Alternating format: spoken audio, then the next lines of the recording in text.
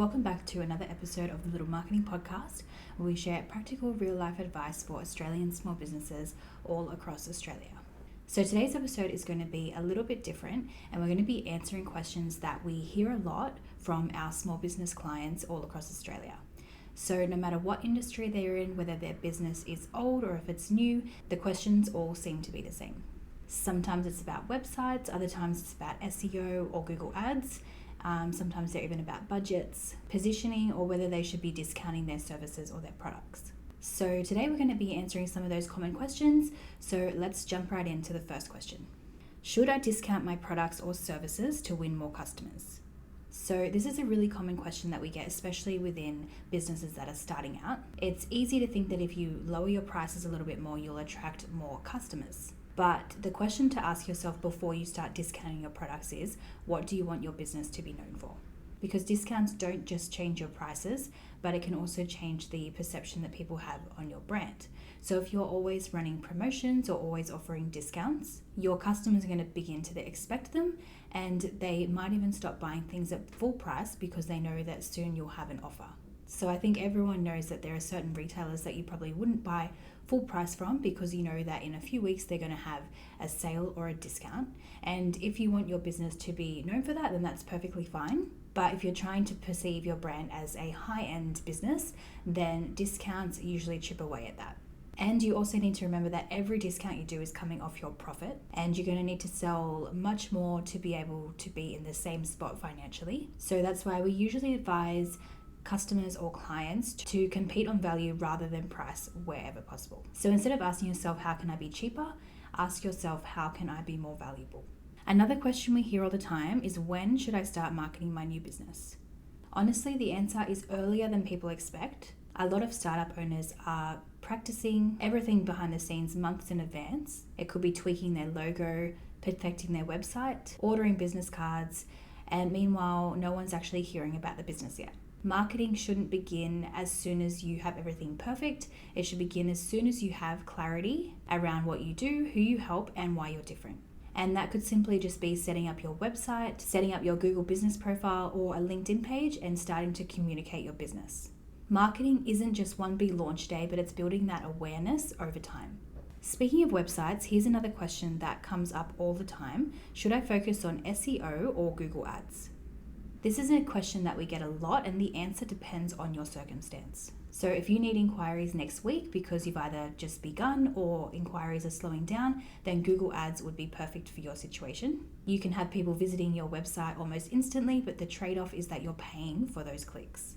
Whereas SEO is all about improving your ranking naturally over time. So SEO doesn't normally provide overnight results, but it's investing long-term. So when a client asks us this, we normally advise that businesses should be doing both, because Google Ads gives you short-term visibility, whereas SEO builds long-term visibility, and together they work really well and complement each other. While we're talking about search, another question that's becoming really common is how AI is changing search.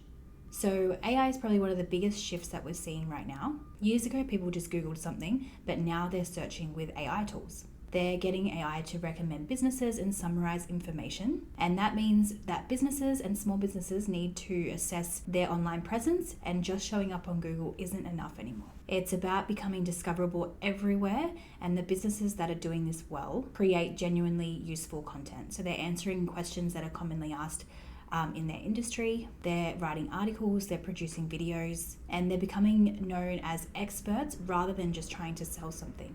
So the businesses and the small businesses that are giving themselves the opportunity to educate people are giving themselves far more opportunities to have themselves be discovered, whether that's through Google search, these new AI tools, or social media algorithms. Another regular question is, I've only got a small marketing budget, where should I spend it? So this is a good question because it actually forces you to prioritize your budget. If you've only got a few thousand, don't try to do everything, try to do a few things really well. So we generally advise to start with the foundations. So that could be building a website, getting your positioning right, getting your Google business profile set up, creating consistent branding, having a presence on the platforms that your customers or your clients use most. Then start communicating consistently. So one mistake that we see with small businesses spending a small budget is that they do a little bit of this, a little bit of that. Nothing is consistent, nothing ties in together, and none of them are receiving enough investment to create an impact for your business. So this leads into another question. So how do I stand out when there are so many competitors? So this one is where we come back to positioning. And if you've been listening to our podcast for a while, you know we talk about positioning a lot. So everything in marketing comes back to that clear positioning. There are a lot of businesses that try to do everything at once. They're trying to offer every service, they're trying to target every client. But then the problem is that your clients then forget what you're known for. So instead, ask yourself some simple questions. So what do you do? What do you offer? And who do you help? Why should someone choose your business over another business? And the answers to those questions are going to help you create a clear positioning for your business. People aren't going to remember businesses that say everything, but they're going to remember the businesses that clearly target their problem. So hopefully one or two of those questions that we answered today are something that you've been thinking about within your own business. One thing all of these questions and answers have in common is that there's not just one single marketing trick that's going to work overnight. Most marketing success comes back to getting the fundamentals right. So having a clear positioning, knowing your audience, making sure that you're discoverable, communicating that consistently, and building that trust over time. And if you're feeling overwhelmed by all of the platforms, all of the AI tools, just remember to come back to the basics. Get those ones right first, and then everything's going to feel much easier. So as always, thank you so much for listening to today's episode. If it was helpful, please share, like, or subscribe. And if you have a marketing question that you'd like us to answer in the future, feel free to send us an email, or you can leave a comment below. If you want some more information, you can head to our website, which is littlemarketing.com.au. You can send us an email at ask@littlemarketing.com.au, or even visit our socials. Please note that all the information provided on this podcast is general in nature and is not intended to be specific advice to your individual situation. Please be sure to engage a professional for a customized approach to your business and personal circumstances.